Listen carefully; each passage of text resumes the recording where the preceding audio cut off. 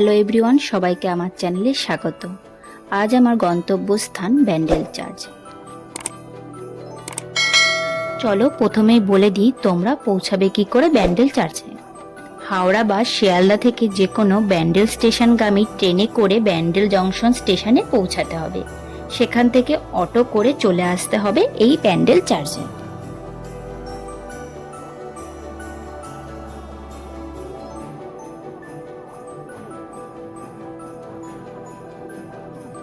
পশ্চিমবঙ্গে তথা ভারতবর্ষের মধ্যে প্রাচীন যে চার্চগুলি রয়েছে তার মধ্যে একটি হচ্ছে এই ব্যান্ডেল চার্চ।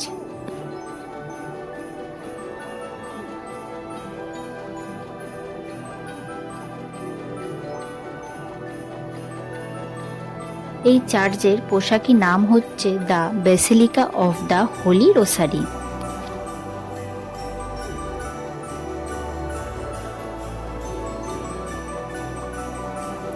এখানে প্রবেশ করার জন্য কোনো প্রকার প্রবেশ মূল্যের প্রয়োজন হয় না। চার্চটি খোলা থাকে প্রতিদিন সকাল 8টা থেকে বিকেল 4:30 পর্যন্ত।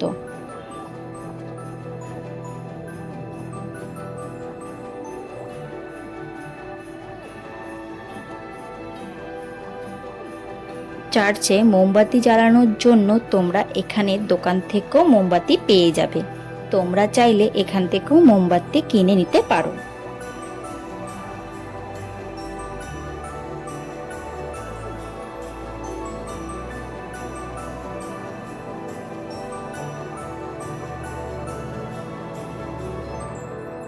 ক্যান্ডেল নেই 5 টাকা। আচ্ছা, এখানে কত কত টাকার ক্যান্ডেল তুমি বিক্রি করছো? 5, 10, 20, 30, 50, 60, 100, 150। আমার কাছে মোটামুটি 5,000 টাকার মোমবাতি আছে। আও বাবা, বিশাল মোটা, তোমার হাইটে। আচ্ছা।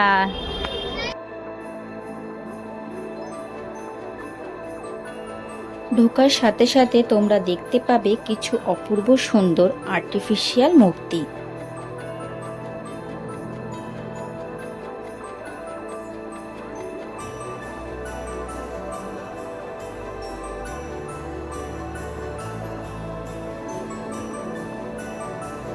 তোমাদের চার্চের ভেতরটাও ঘুরিয়ে দেখাবো, কিন্তু চলো তার আগে চার্চের সবুজে ঘেরা এই বাগানটিতে ঘুরতে ঘুরতে তোমাদের এই চার্চ সম্পর্কিত কিছু ইতিহাস বলি।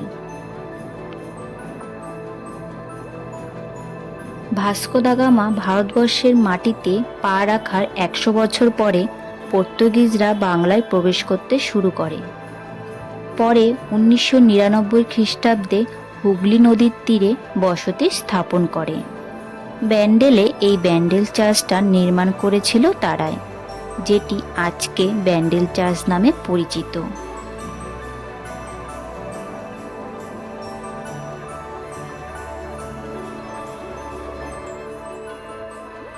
কিছু বছর পর 1632 খ্রিস্টাব্দে মোগল সম্রাট শাহজাহান পর্তুগিজদের আক্রমণ শুরু করে এবং তার সাথে সাথে পর্তুগিজদের বহু গির্জা এবং কেল্লা ধ্বংস করে দেয়।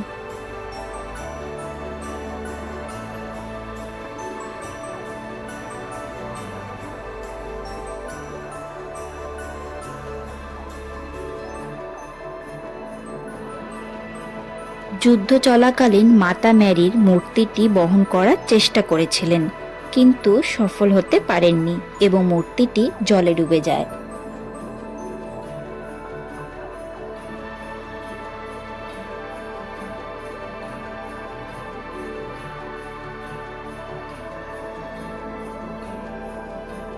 এই আক্রমণে বহু স্থানীয় খ্রিস্টানদের হত্যা করা হয়।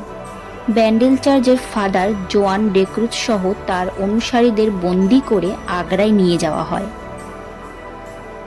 সেখানে নিয়ে গিয়ে ফাদারকে একটি মত্ত হাতির সামনে ফেলে দেওয়া হয় হত্যা করার জন্য।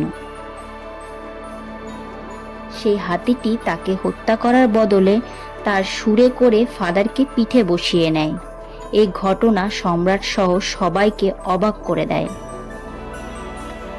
তাই তখন সম্রাট ফাদার সহ তার অনুসারীদের বন্দি থেকে মুক্ত করে হুগলিতে ফেরত পাঠান। তিনি 1660 সালে নির্মিত গির্জাটি পুনর্নির্মাণের জন্য 311 একর জমিও দিয়েছিলেন। নতুন করে আবার যখন গির্জাটি প্রতিষ্ঠিত হয় তখন হঠাৎ করে একদিন মাতা ম্যারির মূর্তিটি হুগলি নদীর তীরে ভেসে আসে। তখন সেই মূর্তিটিকে উদ্ধার করে নাম দেওয়া হয় Our Lady of Happy wedges.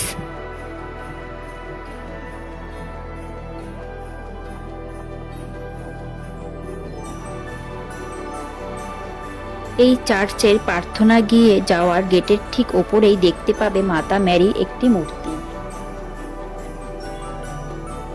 চার্চের ভেতরে প্রার্থনা কক্ষের ফটো বা ভিডিও করা নিষেধ আছে, তাই ভিডিওটিতে তোমাদের প্রার্থনা কক্ষটি দেখাতে পারলাম না। তবে তার আশেপাশে যে দর্শনীয় জায়গাগুলি আছে সেগুলি চলো তোমাদেরকে ঘুরিয়ে দেখায়।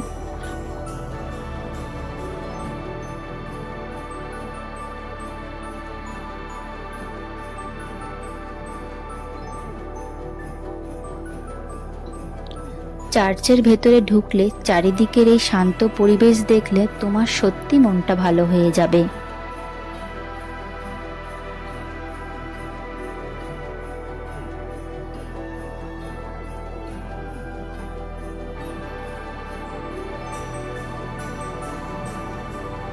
এই যে দেখতে পাচ্ছ সামনে গুহার মতো একটি কাঠামো রয়েছে, এখানে কেউ কেউ মোমবাতি জ্বালিয়ে প্রার্থনা করে। তোমরা চাইলে এখানে মোমবাতি জ্বালিয়ে প্রার্থনা করতে পারো। মূলত এখানে শীতকালে বেশি লোকের জমায়েত হতে দেখা যায়। 25শে ডিসেম্বরের ভিড় তো এখানে চোখে পড়ার মতো, কিন্তু 25শে ডিসেম্বর এবং 1 জানুয়ারি প্রধান প্রার্থনা গৃহটি বন্ধ থাকে।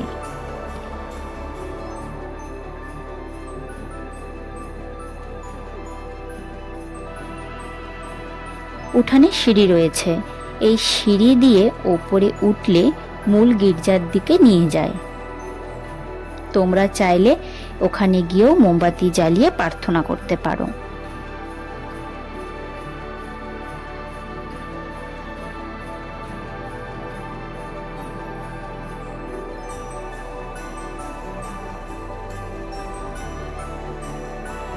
এই চার্চটিকে বলা হয় বাংলায় ভারতের প্রাচীনতম খ্রিস্টান উপাসনালয়।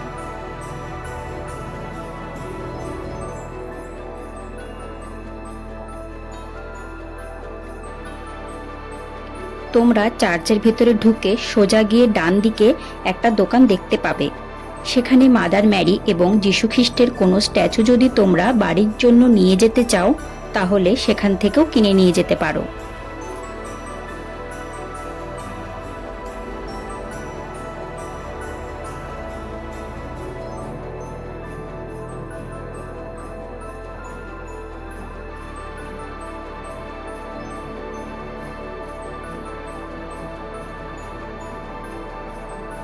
এই ব্যান্ডেল চার্চ খুবই পুরনো একটি চার্চ, তোমরা একদিন এসে ঘুরে যেতে পারো।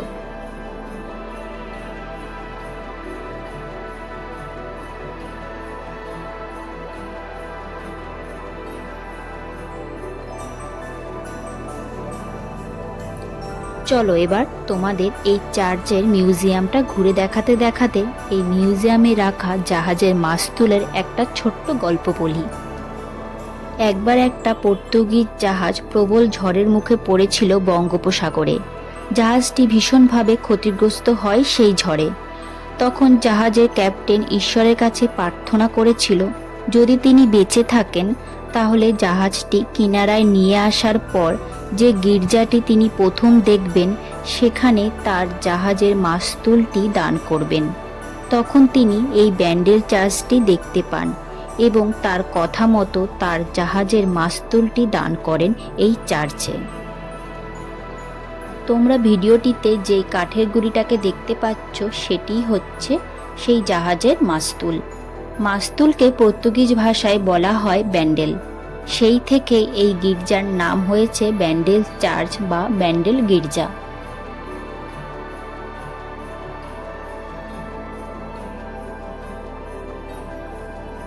ভিডিওটি ভালো লেগে থাকলে লাইক করে দেবে আর শেয়ার করে অন্যদেরকেও দেখার সুযোগ করে দিও। আর কমেন্ট বক্সে অবশ্যই জানিও ভিডিওটি কেমন লাগলো। আর তোমরা যদি আমার মতোই ঘুরতে ভালোবাসো তাহলে অবশ্যই চ্যানেলটিকে সাবস্ক্রাইব করে দিও।